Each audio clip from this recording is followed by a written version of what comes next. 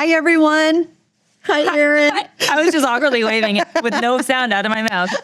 Our friend Annie F. Downs is going to be here with us this episode. Yay. In just a minute. But first, can you even imagine what it would be like not to have what you need to manage your menstrual cycle? You know, it's so hard to even think about, and it's something that most of us have never imagined. But many girls around the world don't have and can't afford basic pads, and it can be devastating. I remember being that age, and especially when my period started, and it's embarrassing already. It's a hard thing. It's just, and your life is different, and now you're growing up, you're becoming a woman. Right. So that was hard enough as it is. I can't even imagine what it must be like to not know what to do with that, and to have the embarrassment of not being able to have what you need to take care of it. It's just such a delicate time for young women, for girls going through that. So together, women supporting women, we can tell these girls, you matter, you are seen, you are loved. So much. Because you see in many countries, when girls hit puberty, they just can't afford to buy feminine hygiene products. That means they often miss school for approximately a week a month. They fall behind in their studies, and so many of them drop out. But guys, together, we are changing that, and we need your help. We are helping keep these girls in school the place they so desperately want to be by providing feminine hygiene products to them. I've seen it. I know the difference it makes. And these girls are so happy. They're so excited. We're going to share more after our episode with Annie. So stick around to the end, please, because this is so important. But for now, let's talk it out with Annie. I have seen what the Lord has done in this. I am no longer afraid to step out and say what I've seen him do, because it doesn't matter. And so it's like that muscle memory almost of doing the scary thing and taking that step first. It gets easier and easier every time you do it. Stepping into the unknown. Because you see him faithful. He was faithful to meet me there, so he's going to be faithful to meet me there. Yes, when you step out and find out, the next time you step out, you already found out. Right. You know what he's going to do, so you just keep stepping. Hey everyone, welcome to Talk It Out. We've got some great things to talk about today. If you are thinking about stepping into the unknown, this is the place for you to be. So consider this question. What do you do when you're at a crossroads between thoughts like, I think I want to, and I wish I would have? Stepping into the unknown is hard. Should I? Should I not? Where will it take me? Is it a big mistake, or will I regret it if I don't do it? So our guest today with Joyce and with Erin is Annie F. Downs, and she understands that position. Annie, thank you so much for being here with us. us. Happy to be here. Thank you so much. I love being with y'all. So very happy to be here. Annie, of course, is a speaker. She's an author, podcast host. So many things that people know you from. But there are so many things about your personal life that you share in that podcast that I think we listen and we're like, I have so many more questions. I want to ask you more about You it. should just text me, Ginger. I'll answer you. Just call me. So that's what we're doing here. Is we're really talking about a place where God has taken you, where you are at that precipice of that question that we're talking about, and decided to take a leap. So tell us a little bit about how you got there, because that question that I began with, I think I would like to do this, or what if I regret it later if I don't? Yes. How did that play in your life? Yeah, so I've lived in Nashville for about 18 years. And about 2.5 years ago, this kind of started stirring in me to, do I want to live in New York? And do I want to move to New York? Do I want to live there for a short time? What would that really look like? And honestly, when I would pray about it, I wouldn't feel like the Lord was giving me this like yes or no, like right or wrong. It was this kind of this invitation of like, what do you want to do? Yeah. What do you want to do? Like the fields are wide, right? The boundary lines have fallen in pleasant places. And I just kind of felt like the Lord was like, hey, babe, run. Like, let's go. Like, what do you want to do? And I said it to a friend, and that's what he said back to me is he said, I feel like you've talked about New York enough that I feel like you're on this line of, I wish I would have. And I thought, oh, I don't want to do that. Yeah. I don't want to wish. And the beauty of moving cities is the gates do not close behind you. Yeah. Like, you can always go back. That is not a thing. We do think that, don't we? Yes. I think in so many of our decisions, we think, if I leave this job, will I ever? Yeah. If I move cities, what will I do? And you're like, you can go back. Like, we don't live in a world that the doors close behind us permanently in a lot of ways. When you get married, you hope they do. And, there are times when they do, but for cities, it wasn't that way. And God has been so faithful to me in not only letting me experience multiple cities like this, but just going like, hey, all those little dreams you've prayed, I've heard you. I've heard you. Yeah. And he just answers in his timing, not in mine. Yeah. When you have found in this things that didn't go as well, like I'm sure you had some times that you're thinking, I needed to be in the other city today. Yes. Or, something that didn't go like you wanted it to. How did you deal with some of those things, or how do you deal with some of those? I'll tell you the funniest one that it feels like low-hanging fruit is the weather. Oh, yeah. Is how much, and when it is cold outside for 45 days in a row, and you still have to go out in it every day and get on the subway and make sure you have all your stuff. It was a test of perseverance. I mean, my counselor literally said, we don't make decisions about New York in February. And I was like, okay, that helps me because I want to get out of here. And all I had to do was buy a flight. And I had to, and instead the Lord was like, no, you have a flight. You're just cold. So I just need you to put on another jacket and go and keep doing. And while that's a silly example, it was not in February. It was very, I was real. I was in tears a couple of days because I was like, I'm so tired of it being dark and cold, and I can't get in a car. I mean, I can get in an Uber, but I don't have my car to drive me here or there. What the Lord actually did in that, Ginger, was kind of give me this practice and perseverance of like, this is for an end. This is not for nothing. And so when things go sideways, I've had, in fact, when I did the first little stint, I did 2 months. We thought it was just going to be 2 months. Sorry to my entire team and community. It was the rest of my life maybe. But we were going to do 2 months. And originally I said 1 month to my manager. And she said, I need you to do 2 months because I need it to not feel like a honeymoon. She said, I need it to rain. I need your groceries to fall out of the bottom of the bag. I need you to have hard days so you don't come home and always wonder. And boy, did we bump into some. My groceries fell out of the bottom of the bag. And then you're like, well, I've got 4 more blocks. What's going in my pocket? What's going under my arm? How much can my purse hold? Do I walk back and get another bag? And all of that matters. And those are easier things. There's breakups and friendship problems and making hard decisions with God and all of that too. But nothing is worth having if you don't have to persevere to get it. There you go. Yeah. That's it. Yeah. That's it. Can I just say, I love that we're going to talk about this today because I remember, Annie, when you posted or you shared with us online that you're going to do this, I remember thinking, can you just do that? Can you live in 2 cities? Is that allowed? Is that a thing you can do? Yeah. And what that showed me was God doesn't work in a box. Yeah. And he has put dreams and unique giftings inside of each of us that are not going to play out the same way. I don't want to do that. But it was so important for me to see that he doesn't think in a box. So I need to not put him in a box when I am listening to the dreams and things he has for my life. Yeah. And so, here's some differences with us. You're married with kids. Sure. I am not. And so I'm a little more fluid in ability to do that stuff. That doesn't mean families can't pack up and move cities. Of course they can. But in a world where I've decided to be married my whole life, and it is the thing I've asked God for over and over, and he has not answered me yet like that. What I've experienced of him is him going like, hey, what if I have other gifts for you right now? What if I have something else for you? What if it's a city? What if I've got something for you there? And if I only had eyes to see the prayers he didn't answer, I would have missed New York City. Yeah. Right. And so it's his generosity has been like, hey, in the midst of your waiting, I also have gifts. Did you know anybody at all when you went to New York? I had a couple of friends that already lived there, and I had a church that I loved. I knew the pastor. And so I had a little bit of a community. I didn't have friends. I didn't have a crew, but I had enough friends that if I broke my leg, I knew who to call, but I didn't know who I'd eat dinner with every night. Yeah.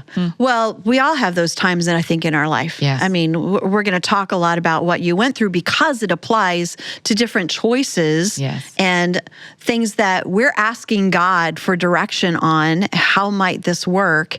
And we do have a lot of misconceptions, I think, sometimes about the way that God works. So we're going to talk through a lot of it. So, for instance, does fear of making the wrong choice or things not going well keep you from stepping out? Well, as Joyce says, we can step out and find out. Let me tell you something. You are never going to do much of anything if you don't take some chances. And if you won't step out boldly. I always say step out and find out. If you find out that you stepped out the wrong way, then step back. It's not the end of the world. And then one last example. Man, Abraham. Whew. Leave your home and everything you're comfortable with and go to a place that I will show you. Well, I'd be saying, well, you show me and I'll go. And some of you are in that place right now. You feel like God's finished with something in your life, but you don't see the next thing yet. See, I got to take her over there somewhere. And so, you know how we are. We don't have hold of this, so we don't want to let go of this, because we'd almost rather have something that's unfulfilling and doesn't make us happy rather than to have whatever that is. What if I don't like that any better than I like this? But see, that's what faith is. Faith doesn't give you a blueprint of everything God's going to do. Faith says let go and get moving and trust God to do something that will amaze you and leave your mouth hanging open in awe. The Bible says that Abraham left and he went, even though he did not know where he was going. And in Hebrews 11, it says, nor did he trouble his mind about where he was to go. I'm not real sure how that worked. I guess he was just kind of like,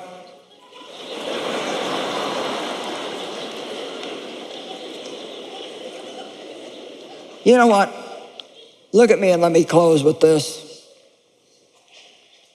Some of you don't feel God and you don't see God working. And you got these doubts coming against your mind, and you got all these circumstances, and so you feel like God is nowhere around. But I want to tell you something. God is leading you and guiding you more than what you think that he is.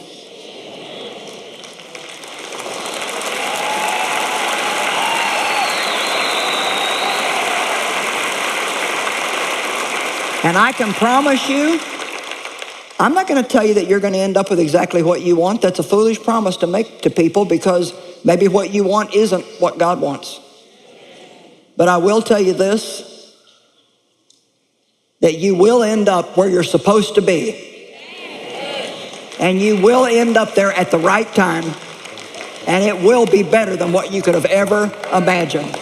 Come on, give God a praise. You know, when we listen to all that you're saying, I completely agree with you with Abraham. Yes. Like, I would be like, God, I'll do whatever you want. Just tell me what it is. Yeah. And God is saying, I'll tell you once you start walking. Right. It makes me think of that Indiana Jones scene, you know, where he has to take the leap of faith and Erin's looking at me like she has no idea. blank stare. Because I know Erin's like- not seen any of the movies that everybody needs to see. There's like a whole list, and it makes her so angry. She's like, why do I even like you? Well, I saw I'm him, but fun. so long ago I've forgotten. Yeah. Me too. But you just have to step out. It looked like there was nothing to step on, but there was a pathway there. And that's the way God is. You know, he sometimes will ask us to do something in faith, and there's a pathway that he's made for us, but we don't know what it is yet. So I want to ask you two a little bit, any stepping into the unknown? Joyce just laughed. My whole life has been stepping into the unknown. Where should we start? I wouldn't have this ministry if I wouldn't have done that. Yeah. And you know, when God first put it in my heart to teach the word, I started with a home Bible study, and that was not a big chance. You know, I was in my living room and nobody came. It wouldn't be too embarrassing. But then one of the first big challenges was when God really began to put it on my heart that if I wanted to be prepared for the ministry he had for me, I had to quit my job and study. So you had to let go of one. Well, and if I Before quit you my knew. job, we were $40 a month short of being able to pay our bills. Wow. So God literally put us in a position where we had to trust him. And I know now that, you know, he really taught us how to live by faith. And if he wouldn't have taught us that, we'd go crazy now. Yeah. You know? And, but I can look back. I know that feeling. You want to, you even know you're supposed to, but sometimes the fear of what people are going to think holds you back. Sometimes the fear of failure holds you back. And sometimes you just, like you said, I mean, what you've got is not that bad. It's just not really fulfilling you and satisfying you, and there's really more that you want to do or you have in your heart. But you can't take hold of two things at once. Yeah. You have to let go to take hold. Yeah. And that's always the scary part, because between letting go and taking hold, you never know exactly, Yeah. you know, how much time there's going to be. There's that little bit of air in between. Yeah. And then, you know, there are people that they're not adventurous at all, and God will never call them to do anything but live in the town they were born in, and they're happy there. And, you know, so it's And not it's that where God wants them. Yeah, it's not that everybody has to do this. Right. Right. But one thing is, I think it's very important for people to learn to discern what grace is on and when that grace leaves. Yeah. That's good. Because if you continue to try to do something, like I worked at a church for 5 years after I spent 5 years at home studying, and was eventually made an associate pastor there, and started this women's meeting and taught in Bible college and got a lot of good teaching from there. And every time that God wanted to promote me, there was that decision that had to be made. Do I want to hang on to what I have, or do I want to take a chance Yeah. that this will work? And so, Am I allowed to ask a question? Absolutely. Yes. That's the way we love this to work. Because part of me, when that happens, Joyce, how do we determine when we're meant to persevere? Because the first time something gets uncomfortable, the grace is gone. Right. We're done this job. The grace is gone, lifted. Right? So how do we learn when to persevere and when the grace has left? well, I think God tries to lead us a lot by desire. And I'm not talking about the desires of your flesh. I'm talking about this deep down thing that you just can't get rid of. Yeah. You know, to be honest, a lot of times that's how I know that God wants me to give something away or give something extra or do something for somebody. It's like that desire will just be there. And why would I have a desire to give more away than what I already am? But desire comes. Or I think, like, when I worked at that church for 5 years, then when God was calling me out of there, but I stayed there 2 years after God had told me to leave. And I, afraid of what people are going to think, Yep. afraid you're going to make people mad, you know, afraid you're not hearing from God. It's just, you know, something else. That's a big one. Yeah. Yeah. And, I mean, when I walked out of there, I walked out with a desk and a calculator. And I didn't have a mailing list. I didn't have any, you know, place to go. But I got so miserable because of being where God didn't want me to be. There was nothing that interested me anymore. I mean, like, one day my pastor said in a meeting, we were having a staff meeting, when it was over, he looked at me and he said, "What's wrong with you?" And out of my mouth comes, "I don't know, maybe I'm not supposed to be here anymore." And I don't know that I had ever even consciously let myself think that, Yeah.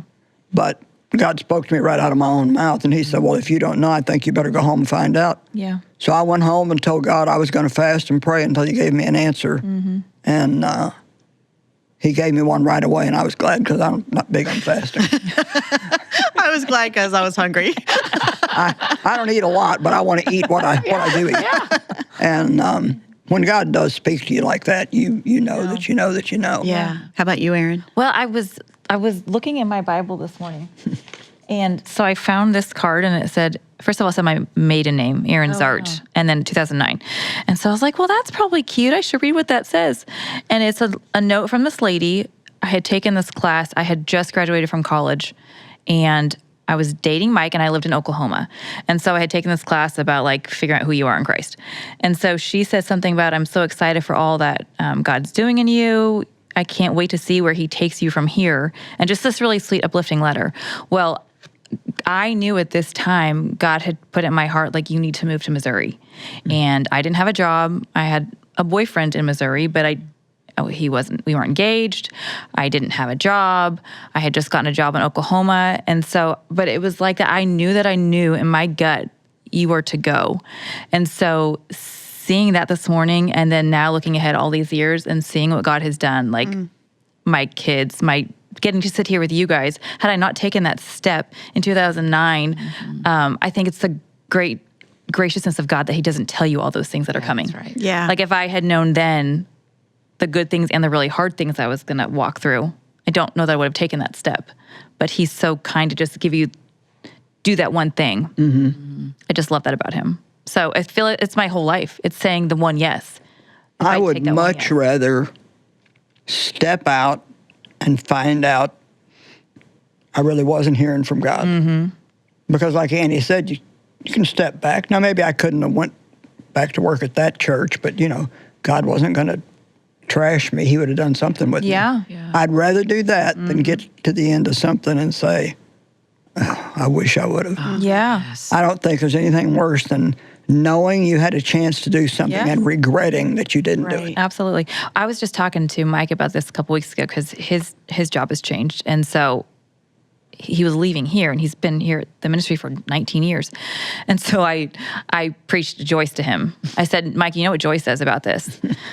I do that often. He's like, what'd she say? And I said, you have to step out to find out. And if it's wrong, then he'll work it out and he'll fix it for us. But we have to take the steps that he's calling us to do. Otherwise, what is the point of any of this? Yeah. Right. We want to follow God wherever he is calling us, even if we get it wrong. Yeah. Right. I sat with some friends having tacos the other night. Just 2 Good nights way ago. to start. Thank you. Love that story in already. New York City. And the husband that I was sitting with, my friend's husband, we were talking about making a decision. And he said, I think God isn't telling you exactly what to do because he knows you'd be obedient if he told you. He knows he could tell you, do this, and you would do it. And he was like, it's like God is letting you choose and say yes to this opportunity he's put in front of you versus telling you you have to do it. Yeah. I thought, man, that's a beautiful step out and find out opportunity. It is. I just cried eating tacos. I said, oh yeah, the Lord knows. I mean, this is true of us and a lot of our friends watching and listening. Like, he knows if he said to us, go there, we would go. Of course we would go. Like, of course we would. It might be hard and it might be sacrifice, but for him to go like, hey, here's some options. I am with you. Yeah. I am going to help. I am like, what do you want? It just made me cry over tacos. That's the hard part for me in all of this is when he gives you the options. Yeah. Because I don't want to get it wrong. That's right. I don't want him to think I don't hear him. To be real honest, I don't want other people to think that I didn't hear him. Like, I don't want to be proved wrong and you to say, well, you missed it. I think the stronger that you get in faith, the closer you come to God, the more you realize what you just said. I remember when God told me, I don't want to run every little detail of your life. I want you to love me, and you have a lot of choices. If it's something I don't want you to do, I'll let you know. Yeah. And it like sets you free. Yeah. Yes. So many people think that to hear from God or to be led by God means that every move you make, you've got to get a word from God before you do it. And he really wants us just to follow our heart. And if you really feel like you want to do something, God loves you. You can step out and try it. And if it doesn't work out, you'll learn something. You'll learn not to do that again. Yes. And you step back. Yes. What have been some of the scarier things for you to go by yourself and make a new home and still have roots back where you were? It's almost like a foot in each place. Yeah, I call myself a dual citizen. Yes, Yeah. What were some of the frightening things that you had to deal with? A lot of it is relational, of making sure, do my friends in Nashville, if I'm not all the way packing up and moving, which I haven't, do my friends in Nashville still feel cared for? Can I keep those relationships while I also build new ones? And the other thing I really thought about that it would be in y'all's brains too is there are 4 younger women I disciple in Nashville. And I thought, okay, if God is opening this door, that is for them to see something too. Yeah. But I also want to still be really invested there. So it was all about people. Yeah. Those were my fears, were people, of making sure, y'all can imagine this. I was able to pretty much measure the growth of friendships in New York. It is hard to measure the decrease of friendships in Nashville until you hit a waterline. Yeah. And you're home for 4 days and no one texts you because they assume you're not. Yeah. Yeah. Right. And so I was cognizant the whole time. It's been about 2 years that I've been a dual citizen. And so I was cognizant the whole time of the growth, and therefore the kindness of God was pay attention that you won't be able to measure relational decrease. But that's also part of the sacrifice. Like I'm choosing to be somewhere part of the time. So that's part of the sacrifice. But you might not be as close to some of the people as you once were. It has streamlined my relationships and shown me the ones that were, I'm going to see them no matter what, and I'm going to see them because I have a lot of time. Isn't that interesting? It's not always the ones you think will be the ones that we will be close forever. And God works in different ways sometimes when you change cities or have a big change in your life. It's surprising sometimes the people that you stay close to. It's been funny too, because I have this one chair in my house in Nashville that I sit in to read every morning. I have these big sticky notes on the wall. It's a third bedroom in my house, but it is a library at best. You could put a baby in there, and I don't have those. So it's a very small room, bookshelves. And on the wall I face are all these big sticky notes where I write down what I'm praying for, because I don't remember if I don't write it down. And so that is where I've had my time with the Lord in the morning for almost a decade. When I get to New York, my first apartment I'm in, I cannot find a chair to sit in. There's not a seat. There's not a place. And so I would try a chair in the morning. Where's my spot? And it took me so long. And we were talking about it earlier, Erin, like new seasons require new rhythms. And I was going like, oh no, can I not have a quiet time in New York? Like I was having all these like, no chair. Is God not here because my swirly chair is not here? And where are do I the sit on sticky notes? Totally. I was having all these moments, and the Lord was just going, I remember so clearly the Lord going, ask me who we are here. Oh, and I was like, and that's true. And when y'all, as married people, when y'all go on vacation somewhere, I assume you get in a hotel and you've got to figure out, where does our stuff go? And between the two of us, and I just felt like the Lord went like, where does our stuff go? Like if it's you and me in this apartment now, let's figure out a new rhythm. And finally what ended up happening, I had to talk to my counselor about it, y'all. I had to be like, Sandy, help me. Because I was like, do I buy a new chair? Do I move into a new apartment? She was like, pump the brakes. You don't move. You just figure. And literally I was standing in my apartment that afternoon and I asked the Lord, what do I do? And I thought, I don't really use that chair, but I wonder if I would use it in my bedroom because there's more daylight in my bedroom. And I moved my bed and I moved my tables and now there's my spot. But it took me 9 months to find my spot, right? And so it just is, all this change is really good because it, just like with any other relationship, I want God and I to grow everywhere I go. And so it took time to find that, but it was a journey I had to be on. I was still reading my Bible, don't worry. I just could never find my spot. Now, how do you work this out? Are you so many months in Tennessee and so many months in New York? Yes, ma'am. Flip back and forth? There's rules so that I'm paying taxes in Tennessee. So do you stay full 6 months one place? And then it's 60% in Nashville and 40% in New York is about the average. I'm a little under it currently. But so I just go up. And work-wise, we record podcasts. I have a studio in New York that I can record in. So if we know I'm going to be there for a chunk of time, we reach out to people in New York and say, do you want to be on That Sounds Fun? And we can record in person. So it's kind of like having a vacation home. Yes. In a very non-vacation quiet city. That's exactly right. Yes. Okay, let me ask you. Oh, no, go ahead. No, your question is good. Let's all ask. Mine's trivial. Is yours important? Mine was really deep. Yeah, you should go first. It was from the Lord. Yeah. Oh, wow. It's from the Lord. Erin. Well, if Erin's hearing from God. Lord.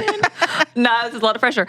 No, I think what you're saying about the old not fitting into the new when he calls us to step out, I think it's so easy to want to grab on, like we say, okay, I'll follow you.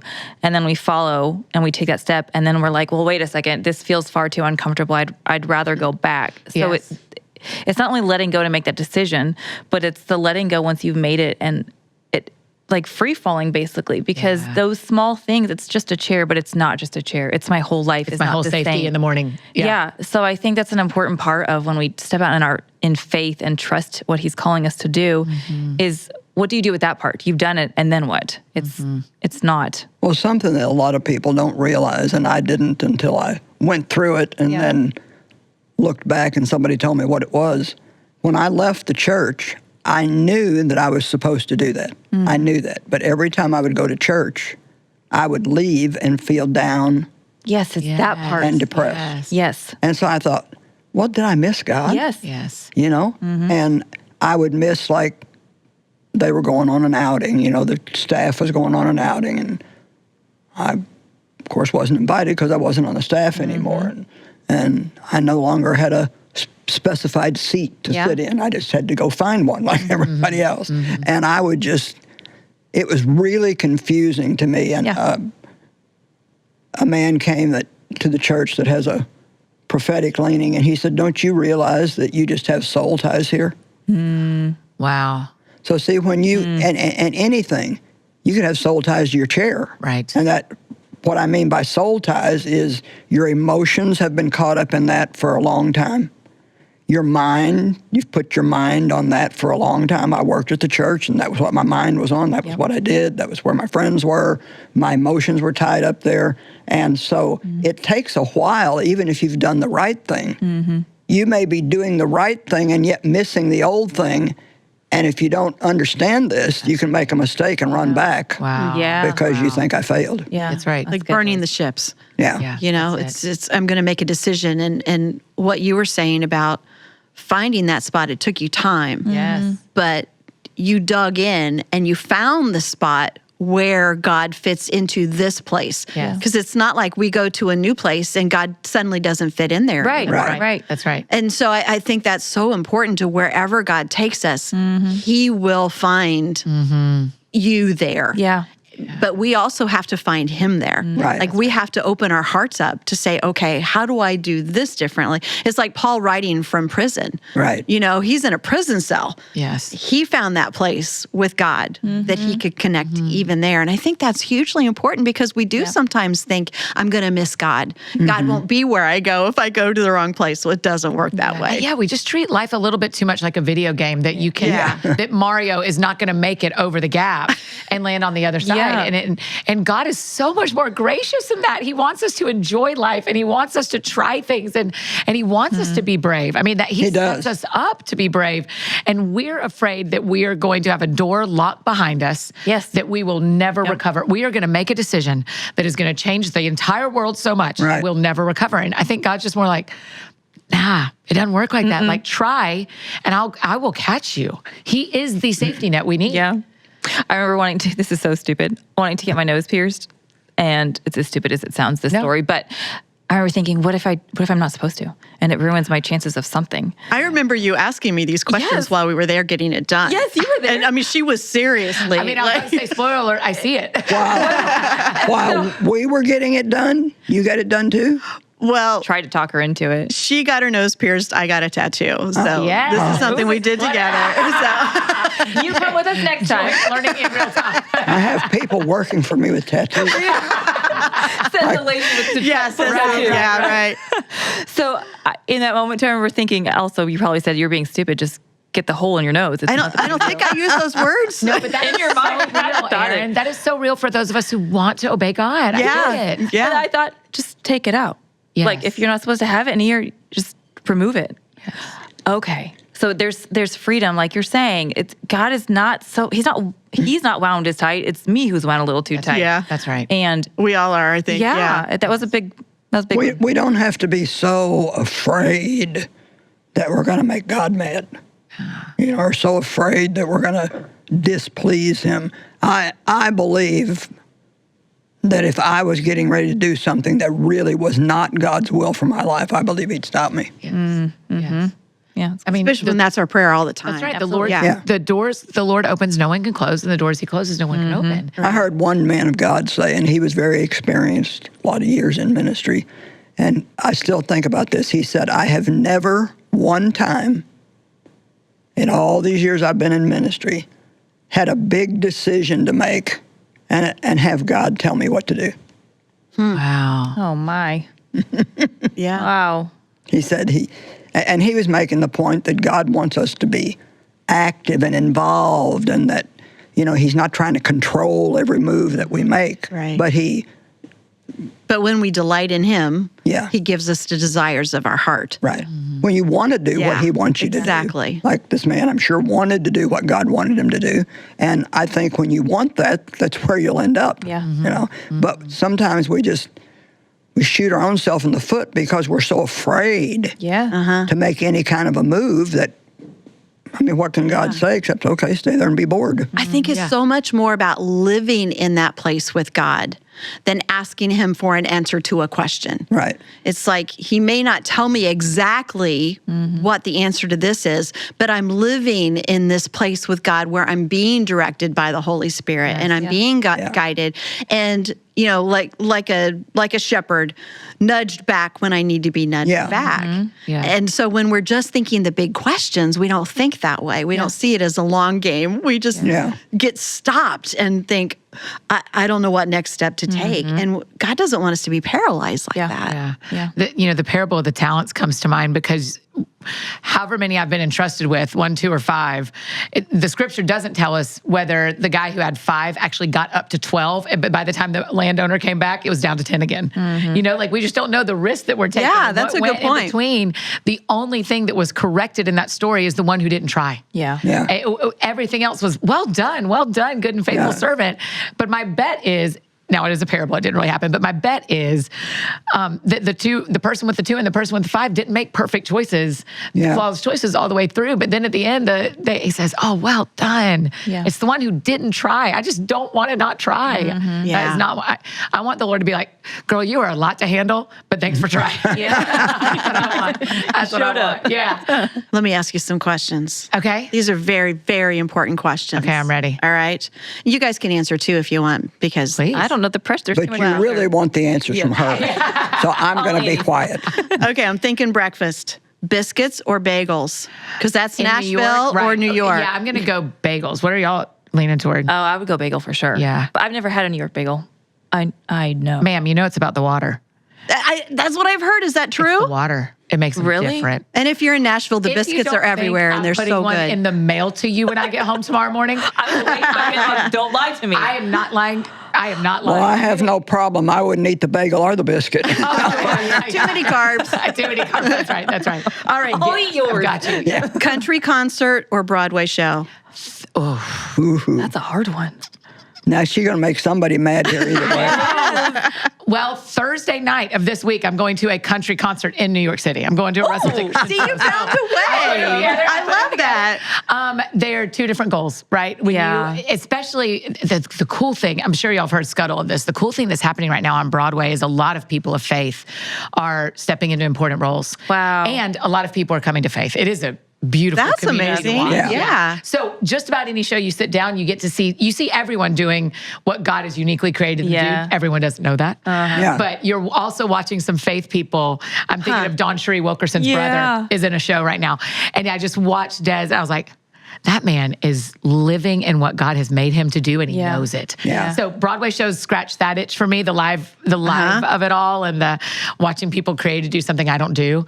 But I'll take a country concert. You're all talking day about long. people crying, or like we cry when we go to live event. performance. It's that piece for me. It's seeing people do what God has gifted them to do and do it so well. It's just so beautiful. It's beautiful. It is. It's such a gift. Yeah.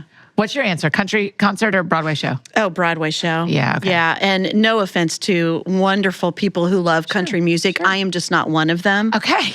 But, You don't have to. To each his I'm own. going to mail you a bagel. I'm going to build you a playlist. Joyce, I'll let you know what's coming your way. I don't know yet. We haven't identified, but I got something for both of y'all. I got you. Hot chicken or New York style pizza? Oh, pizza. I can crush New York pizza. Between the subway station and my house are 2 pizza places. So We gotta go visit her. I can accidentally have a piece of pizza between getting off the train. How did this happen? Where did this come from? I can throw the trash away outside before I even get upstairs. Okay, last one.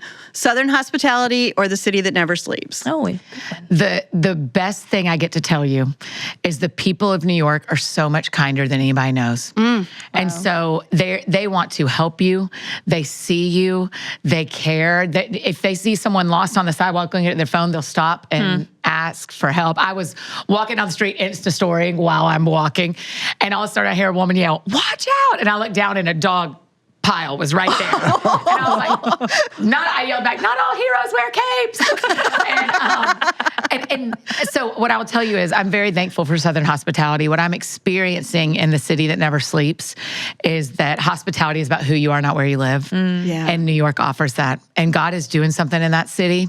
And when it happens there, it's going to spread everywhere. See, you brought me right to exactly what I wanted to hear, is that we don't have to choose an A or a B. Yeah. Because they live together. That's right. And God makes those things happen. Like everywhere I've been, all over the world, I find the most kind, amazing people. Yes. Yeah. Yes. You also find people that aren't as much. sure. But I'll tell you, there are so many more beautiful, wonderful people than we ever realized. And the different places that God has taken me to live, He's always surrounded me with those people. Yeah. And it's taken some time sometimes. Yes. Like I remember first stepping out to come to live here. It took some time for me to let go of some of those other things and still hold them dear, but to find the people and the things that God had for me here. But she did find this was the best place she's ever been. Yeah. Oh, That's it. absolutely. Hands down. Hands Man, down. Ted Drews, though. This is Did where you I went, go? girl, we did not come to see y'all in St. Louis and not go get a custard cement thing. That's Right. You turn it upside down, it will not it's fall so out. Good. It's so good. So that good job moving here, because I would frequent that place. We'd have some problems if I lived in it is good. Yeah. It's so good. It's good. Yeah. It's so good. I'll tell you one of the things about New York, when you're saying that about the people, when I get on the subway, you sit in there's something about the embodiment of it. And I'm sitting there and I'm looking at all these faces. I try really hard to look at the people because I'm like, I don't know how long I'll get to do this. And I don't look at the people in traffic next to me in New York. I mean, in Nashville, but I'm looking on the subway and I'm like, how did God get you here? And I'm going, what's going on in all these lives that all these people are sitting here, helping each other, being kind to each other. Now, the subway is not safe 24/7. I'm seeing the news too, but man, just to be in a car with people and go, God, you up to something? You want me to do something here? You need me to notice somebody? You need me to see somebody? It just feels like you're on mission all the time Yeah. when you're not in a car by yourself. So I'm on mission all That the makes time a lot when of I'm on the sense. subway. It does. It is so fun. Yeah. Even just walking down the street sometimes. Yeah, you just never know. Avoiding I the just piles. said to a friend, I was like, no non-believer's safe for me in New York. Nobody. They have to walk right by me. I can't tell you one more quick story. Yeah. There's a couple of celebrities in New York I'm praying for. And I just kind of say to the Lord, like, hey, just if you'll get them in my space. Like if we end up in the same restaurant, I won't hold back. I mean, I won't like run up and, do you know Jesus? But like, maybe. But I am overly confident that I could be friends with anybody. I've really led myself to believe that I could convince anybody to be friends with me. And so I've just been asking for this handful of people. I walk out my door Wednesday night and one of them is walking up my sidewalk. And it's raining and I'm going to the grocery store and he doesn't have an umbrella. And I just said, all right, Lord, here we go. I'm ready. And so I don't stop him because he doesn't have an umbrella, but we've direct messaged once before. So I'm not a stranger to him. So I get to the grocery store just on the corner. He's just at the top. And so I send him a video on Instagram. I said, hey man, are we neighbors? I can't believe this. Do we live on the same street? Like he's not married either. So I was broing him pretty hard. So he didn't think I was trying to hit on him. So I was like, my guy, like doing all the like friend talk. And he's like, oh, I can't believe it. Yeah, we're on the same street, and ended up starting the friendship. And now I'm just like, you know me, I'm raring to go. Cause I'm like, God brought him to my street. Yeah. Yeah. I walked out the door. That's good. He was coming That's great. Yeah. And so I can do that in Nashville. I can do that here. Yeah. right. That isn't unique to New York. But what God is showing me in New York is that anywhere I go, he can walk that person up the street. Yeah. Right. And so And we got to ask for bigger salvation things. belongs to the Lord. Yeah. He's after this man. I just get to see it. Yeah, I think what you just said, Erin, is a great point, is we need to be asking for those Yeah. opportunities. Because I've never begged God to bring someone in my life so I can share him with them. Like you ask him, show me people that need you today. But to go on their behalf to God and care that deeply about what he wants to do, that's the whole point of any of this whole conversation, is I want to have a big enough faith that I'll go where he tells me to go. I'll talk to who he wants me to talk to. He'll walk him up your And he'll sidewalk, take care of the Erin. rest. Yeah. Y'all could have knocked me over with a feather when he comes walking up the sidewalk. I was like, you're not famous to me. You're on my list, bro. I was like, I'm coming for you. Oh, that's good. That's I good. think there's so much about those things that God has planned for us that we cannot understand until they begin to happen. It reminds me of what you briefly mentioned, but saying that you're 44 and unmarried. Yeah. And I know that that's something that God has been showing you. I have these other beautiful things for you. And even having you talk about it a little bit more than you wanted to. Right. Is that right for a while? Of course. Yeah. I'm still in that. I mean, my fear was always, if I talk publicly about being the single Christian woman, do I stay the poster child forever? And so I just wouldn't do it very much. Well, shall we invite all the single men that are watching to give you a little line? Heard Joyce Meyer. Yeah, and so you and I have talked about this a little bit, but often God has invited me to use the points of pain for other people to be able to say, me too. Yeah. And now I love talking about it because there are pastors who are having conversations with me about how they serve the singles in their church better, because every pastor wants to, and every single is wishing they were seen by the church, and everybody wants the same thing. They just need someone to put their hands together. So I'm getting to put their hands together a little bit right now and remind women and some men, but mostly it's single women that are watching my life and going like, hey, you may be missing out on these handful of things, of course. I'm not going to pretend, I'm not going to Pollyanna this and act like I've got everything. I'm like, no, I'm still in the bed by myself, and I'm still paying all my bills by myself, and all that is true. And man, I wouldn't trade any of this. This is the most fun. That man walking up my sidewalk a few nights ago, that's the stuff we live for.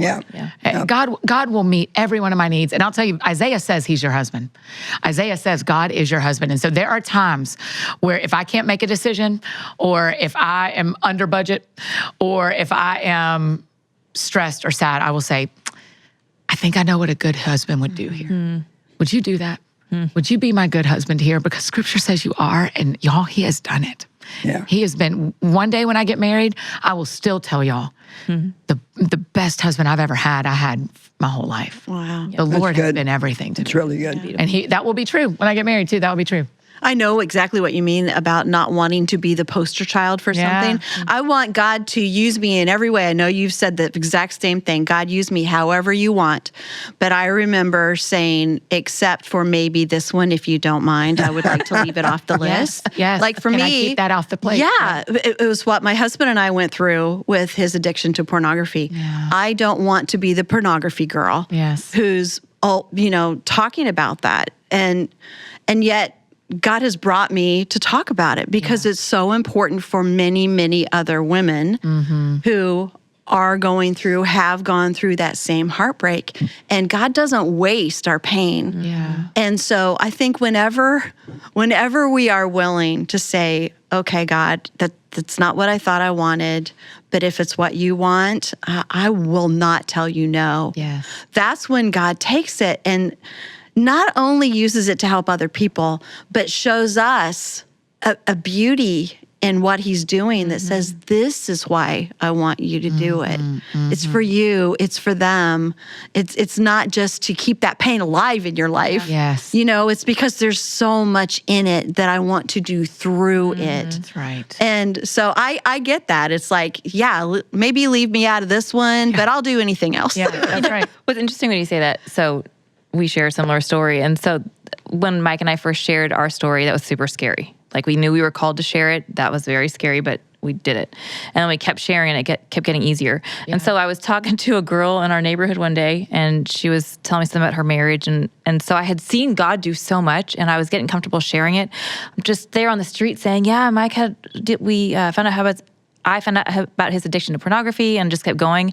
And I thought, she may not even want to talk about this here. Like, I might be too enthusiastic about what God's done in this moment. We're on the sidewalk. Tone it back down. But it was that thing that, like, I have seen what the Lord has done in this. I am no longer afraid to step out and say what I've seen him do, because it doesn't matter.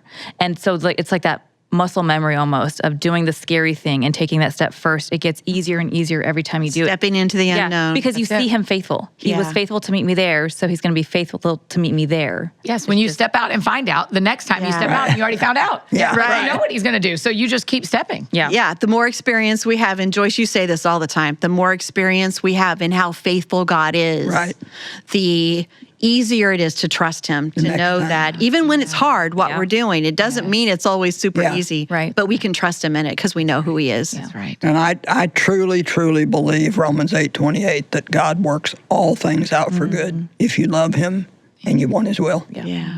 Thank you guys. This has been so fun. Fun. Thank y'all for having me with you. I Thanks for love being getting to be here. with y'all. Just such important stuff to talk about. And Annie, you come back anytime you want. Yeah, listen, that flight is easy. I can get here. With bagels. I'm mailing them. You don't have to wait. You just wait and see. I'm mailing them. It is the water. I've heard that. It's the water. It's very true. I don't get it, but I trust you. And I don't know what God is asking some of you to step out into, but I know this, that if your heart is to serve him, whatever the answer is, whatever step you take, he will be with you. He will never leave you. He will never forsake you. He will guide you along the way. He'll turn you where you need turned.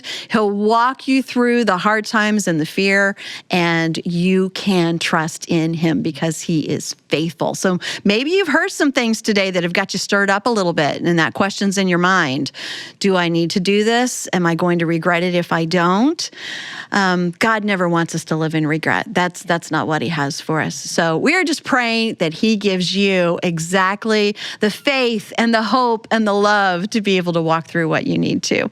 Don't forget, if you want to check out all of our episodes, go to joycemeyer.org/talkitout. You can find out some of the other stuff that we've been talking about. You can head over to YouTube to watch.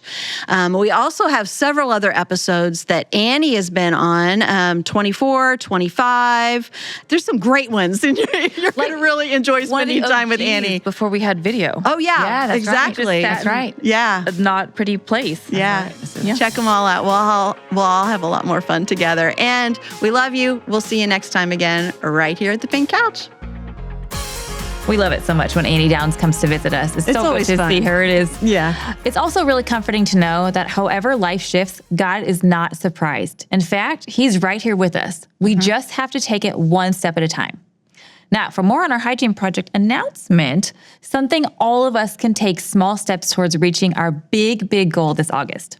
We are going to make a difference in girls' lives. Yeah. We've talked to girls who have been so determined to keep going to school that they have actually given themselves to men. They've sold their bodies in exchange for hygiene products. Can you even imagine that stuff like this just cannot continue? So we want to help reach 10,000 girls in Kenya, supplying them with everything that they need during their time of the month. We had to find a way to help them because that's what we do. We're women supporting women. And we can do that with your help. For just $15, you can provide a girl in Kenya with high quality sanitary pads, hygiene essentials, and care and education, plus a book from Joyce. Just $15. I mean, that's amazing. Just $15. And that will supply that for a long time. So give today at joycemeyer.org/pads. Now, we don't ask this of you very often, but wow, what a difference we can make. It's so important. So check this out and then do what you can.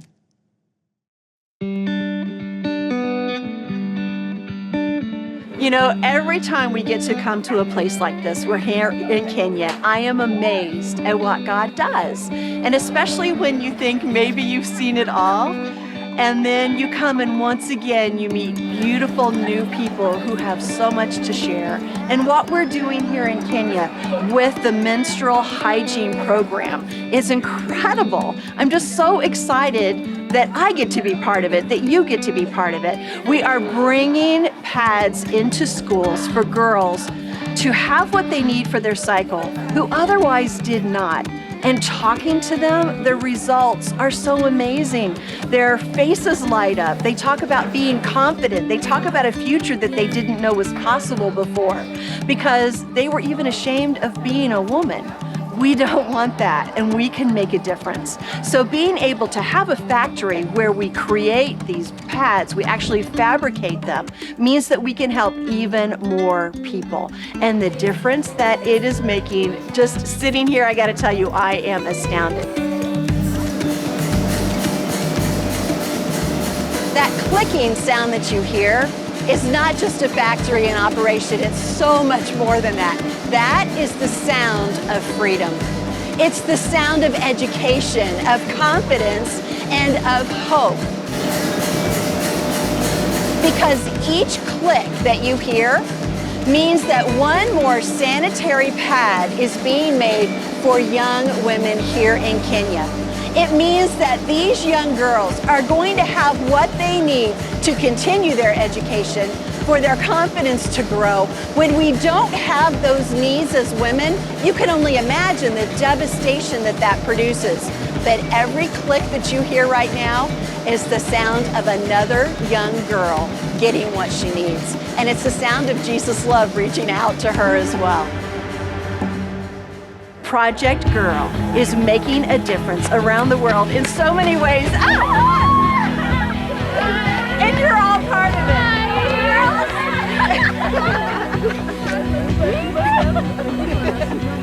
Tell me